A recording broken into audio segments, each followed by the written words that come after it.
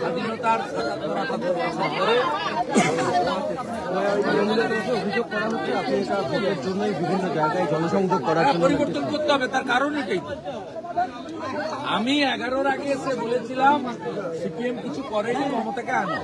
আজকে আমি বলতে এসেছি মানিকপাড়া থেকে জামবনি পর্যন্ত মমতা কিছু করেনি, মমতাকে পাল্টে মোদিজির হাতে দেবো।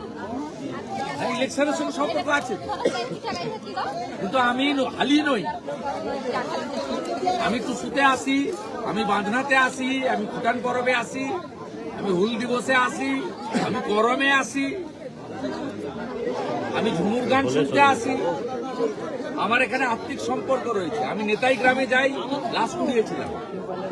হ্যাঁ, বলতে এসেছি তো 10 সালে এসে বলেছিলাম যে পাশে চৌধুরী বিরিহাড়ি কোথায় ছিলেন ভাই?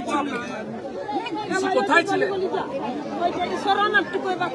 আমি এই ভেতর থেকে মিছিল করে ঢুকে বিরিহাড়ি থেকে তাড়িয়েছিলাম। পাশেই ভুলে গেছেন এগুলো।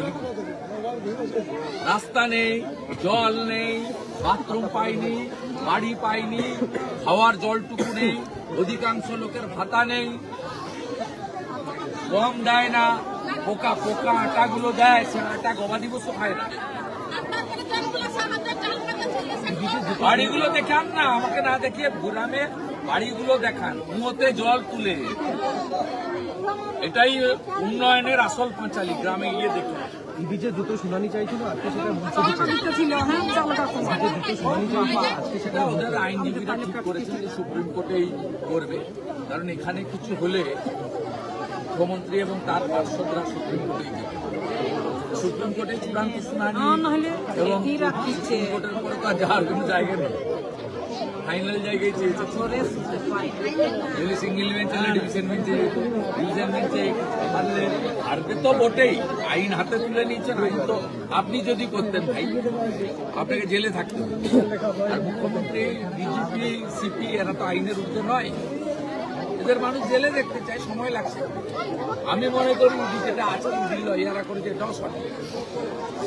এখানে কিছু হলে বেঞ্চে যেত, আরো ছিল, ওখানে হারলেই সুপ্রিম কোর্টে যেত, তারপরে ভোট ঘোষণা হতো, তখন বলতো রাজনীতিক লোক ভোটের আগে হ্যারাস করছে।